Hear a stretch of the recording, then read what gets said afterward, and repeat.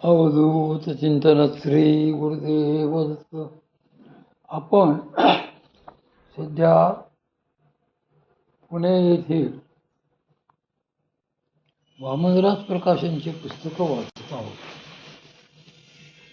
सध्या आपण परमपूज्य चौ शकुंतलाताई आपटे लिखित पहा यशोदे तुझा लेखक खोरा हे पुस्तक वाचत आहोत. मध्यंतरी काही अपरिहार्य कारणामुळे मला वाचता आलं नाही. आज आपण सगळे देवांसाठीच व्हावे याबद्दल परमपूज्य चौ शकुंतलाताई आपटे लिहितात. असेच एकदा एका गोपीला त्यांनी सांगितले की आम्हाला लोणी खूप आवडते, तू घेऊन येशील का? ती गोपी एकदम खुश झाली आणि म्हणाली, हो, रोज घेऊन येईल.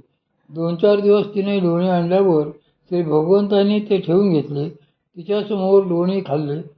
कोण कौतुक! आपल्याला देव जेव्हा सांभाळतात तेव्हा अगोदर ते आपली परीक्षाही घेतात, अगदी गोड परीक्षा घेतात. आपल्याला कळतच नाही. तसेच त्या गोपीच्या बाबतीतही चाललेले होते. असे 2-4 दिवस झाले. 5व्या दिवशीही ती ठरल्याप्रमाणे लोणी घेऊन निघाली. श्री भगवंतांनी आपल्या गोपांना तिच्या मागे सोडले होते आणि सांगितले होते की वाटेत तिच्याकडून सगळे लोणी काढून घ्या. त्या गोपाने त्याप्रमाणे तिच्याकडचे सगळे लोणी काढून घेतले. मग ती गोपी रडायला लागली, माझे लोणी गेले. मी देवासाठी लोणी आणले होते. देवांना फक्त माझेच लोणी आवडते. अशी सगळी बडबड करीत ती देवापाशी आली. तिला बघून देव म्हणाले, काय ग, तू आमच्याकडे आम्हाला लोणी देण्यासाठी येत होती का आमच्यासाठी येत होती? असे त्यांनी विचारल्यावर ती गडबडली. त्या क्षणी तिला तिची चूक कळून आली. आपण घरात देवांची पूजा करतो, ती केवळ फुले वाहायची म्हणून करतो का घरात काहीतरी करायचे म्हणून करतो की देवासाठी करतो? हा मोठाच प्रश्न आहे. हे लोणी म्हणजे पूजा समजा. आपण पूजा कशी करतो तर देणे दिल्यासारखी. कसे बसे उपचार करू उरकून देवांना एकदाचे देवघरात ठेवायचे आणि म्हणायचे, बसायचे, वेळच नाही मला. आपल्याला गावभर सगळ्या उचापत्या करायला वेळ असतो, पण तेवढी देवाची पूजा करायला काही वेळ नसतो. मग तो देव ते आपल्याकडे कसे येतील? लीलाद्वारे प्रेमदान. आपण कशासाठी काय करत आहोत हे अगोदर लक्षात घेतले पाहिजे. संसार हा होतच असतो. आता इतक्या वर्षांनी तरी आपण लक्षात आले असते की संसार झाला त्यासारखी आपल्याला काहीच करावे लागले नाही. आपल्याला आवडले नाही आवडले, पचले न पचले तरी ते सगळे झाले. मग शेवटी त्यावर विचार करायला लागलो की असे मनात येते, हे सारे आपण कशासाठी केले? जी माणसे आपली आपली म्हटली ती सगळी एक एक करून सोडून गेली. मग कुणासाठी हे केले? अशा वेळी वाटते की हा संसारातील भगवंतांचाच अर्पण करावा. म्हणजे मग कुठेतरी ते म्हणतील की अरे, हिला पटलेले दिसते. पण ते तेवढे सोपे नाही. त्यांना पटायला खूप वेळ लागतोय बरं का. त्यांना एका जन्मात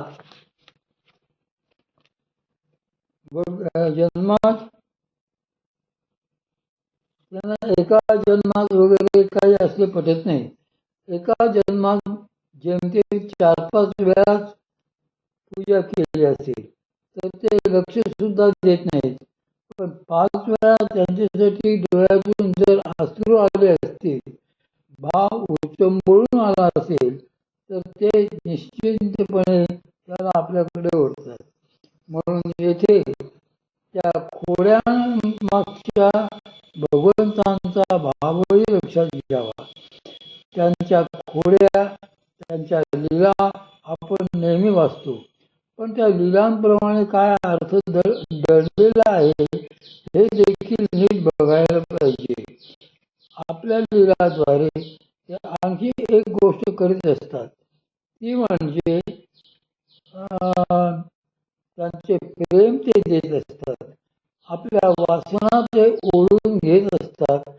आपल्या वासना कमी करत असतात. श्री भगवंतांनी स्वतः श्रीमद भगवद्गीतेच्या 12व्या अध्यायात म्हटले आहे की अथचित्तम समाधातुं न शक्नोमि मयि स्थिरम्. तर एक निमिष मात्र तुझे एवढेसे लक्ष दे, एवढे जरी दिलेस ना तरी तुझे सगळे मी निभावून देईल. पण ते लक्ष सर्वस्व विसरून दिले असावे. मग त्या वेळेला दाराची बेल वाजते आहे असे लक्षात आले की देव गेलेच. क्षणभराने हे विनय. श्री संत तुकाराम महाराजांनी या संदर्भातली एक गोष्ट तुम्हाला ठाऊक असेल. एकदा श्री तुकाराम महाराज स्वतः अभंग घेऊन निरूपण करायला, कीर्तन करायला उभे राहिले होते. जवळजवळ आठवडाभर रोज कीर्तन चाललेले होते. साक्षात श्री विठ्ठल रखुमाई दोघेही तेथे प्रत्यक्ष प्रगट झालेले होते. श्री पांडुरंग सुद्धा श्री तुकाराम महाराजांबरोबर आनंदाने नाचत होते. 7व्या दिवशी मध्येच कोणतरी माणसे कीर्तनाला आली. काहीतरी हालचाल झाली म्हणून श्री तुकाराम महाराजांचे सहज लक्ष गेले. त्यांनी क्षणभर फक्त दरवाजाकडे पाहिले, पुन्हा समोर पाहिले तर देव तेथे नव्हते. त्यांना फार आश्चर्य वाटले की देव गेले कुठे. ते पुन्हा कीर्तन करायला लागले. बराच वेळ झाला तरी देखील देव काही आले नाहीत.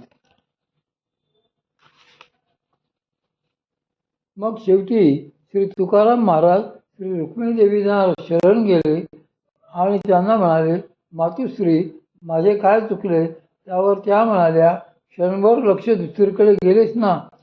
आपले लक्ष तर फक्त क्षणभरच देवांकडे जाते, एरवी इतरत्रच असते. मग देव भेटावेत अशी अपेक्षा तरी कशासाठी ठेवायची. त्यापेक्षा आपण साधना करून सुधारायचे आहे ही जिद्द कायम ठेवायची. गोपी या शुद्ध वासना. श्री संत माणिक प्रभू महाराज ध्रुवपदात पुढे म्हणतात की पहा यशोदे तुझा लेक खोडी, जाऊनी दही दूध मडके फोडी. आता जाऊनी म्हणजे कुठे श्री भगवंत लीला करता करता शक्तिरूप होतात आणि सुषुप्नेमध्ये जीवासह प्रवेश करतात. एकदा सुषुप्नेमध्ये प्रवेश केल्यानंतर पुढे त्याचे गोकुळांचे राज्य असते. मग जीवाच्या सगळ्या वासना ते नाहीशा करून टाकतात. तरच त्याची बुद्धी शुद्ध होते. सगळ्या वासना शुद्ध झाल्याशिवाय बुद्धी शुद्ध होत नसते. आपणच आपल्या स्वतःला विचारावे. समजा आपण कुठे प्रवासाला गेलो, मध्येच कुठेतरी चहा घ्यावासा वाटला आणि चहा मिळालाच नाही तर आपण रात्रीपर्यंत बडबडत राहतो, चहाच मिळाला नाही. अरे जाऊ दे ना, काय फरक पडतो. पण नाही, रात्री झोपताना देखील असं तुला माहीत आहे का, मला चहाच मिळाला नाही. अरे हो, पण पुढे काय. आपल्या वासना आपल्याला असे मोकळे सोडत नाहीत आणि आपणही त्यांना बिलकुल सोडत नाही. साधी गोष्ट आहे.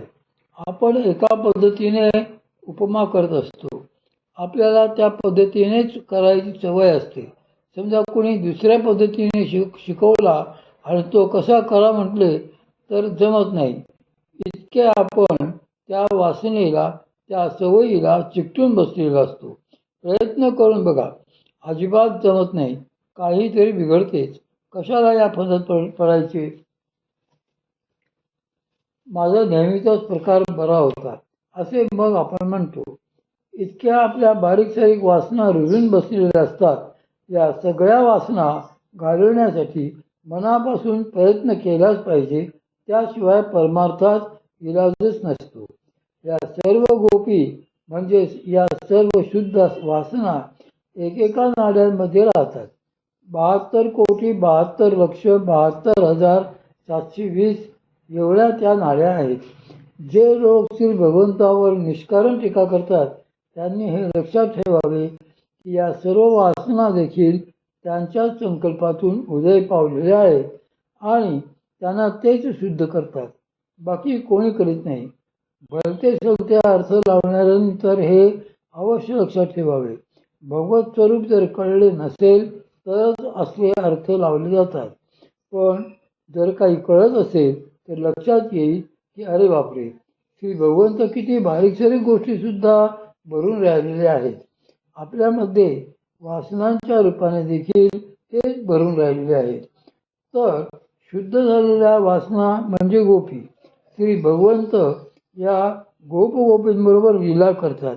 त्या लीला करीत असताना त्या माध्यमातूनच गोपींमधले किंवा गोपांमधले जे काही दोष असतात ते सगळेच्या सगळे ते काढून घेतात. रजोगुण आणि सत्वगुण.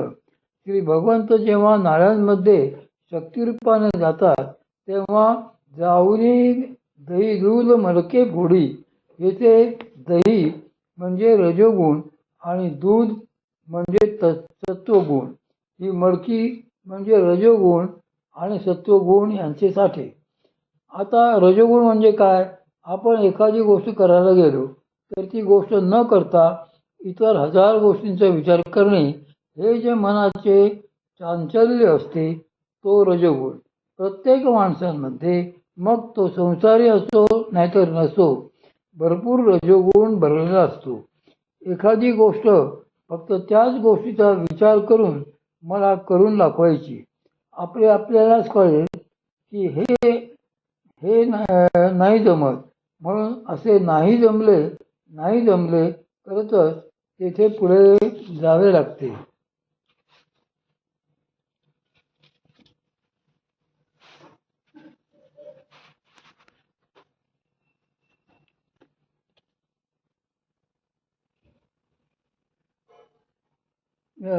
मग हा रजोगुण तो जर रजोगुण स्वतःमध्ये विलीन करत गेलो तर साहजिकच तो गुण कमी होऊ शकतो. या संदर्भात श्री संत महाप्रभू महाराजांची एक सुंदर गोष्ट आठवते.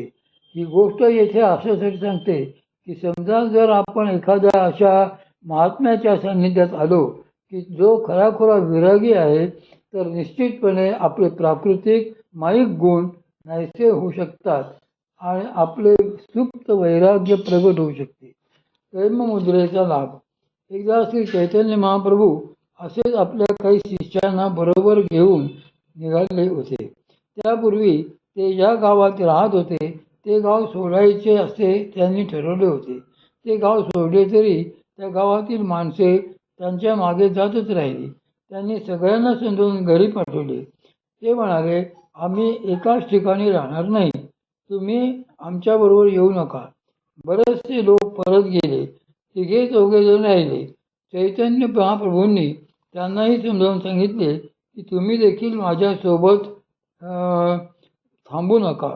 शेवटी एकच माणूस असा उरला की तो काही त्यांची पाठ सोडेना.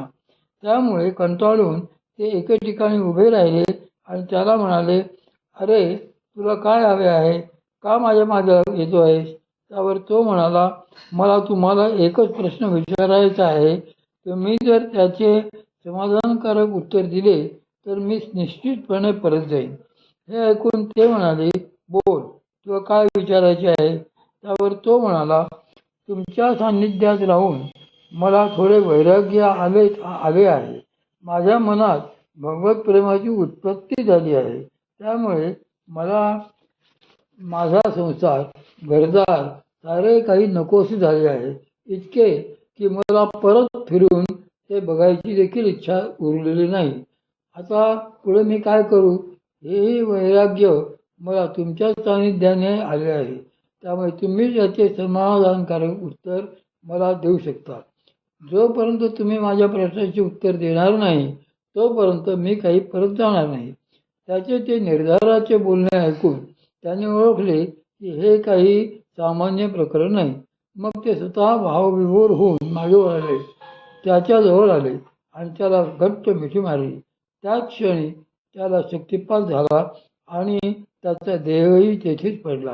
इतका तो शक्तिपात तीव्र होता असेही होऊ शकते. पण त्यासाठी आपली तयारी देखील तेवढीच पाहिजे. पाप पुण्याचा निराश. असे हे श्री भगवंत समजा वासनामय नाड्यांमध्ये शिरले तर काय होईल? श्री भगवंत हे अतिशुद्ध असल्यामुळे मग वासना टिकणारच नाहीत. सगळ्याच्या सगळ्या वासना नष्ट होतील. जी गुणाची साठवण असते अशी मडकी ते फोडतात. त्यामध्येच दहीरूपी रजोगुण आणि दूधरूपी सत्वगुणही असतात. श्री भगवंत अशी दयादुधाची मडकी फोडून टाकतात. त्यातले गुण शुद्ध करतात. परमपूज्य सद्गुरू श्री मामा म्हणायचे की ती शक्ती जसे पाप जाळते पुण्य देखील जाळते. शक्तीने जर पुण्य जाळले नाही तर त्या जीवाजवळ भरपूर पुण्य शिल्लक राहील आणि मग ते पुण्य उपभोगण्यासाठी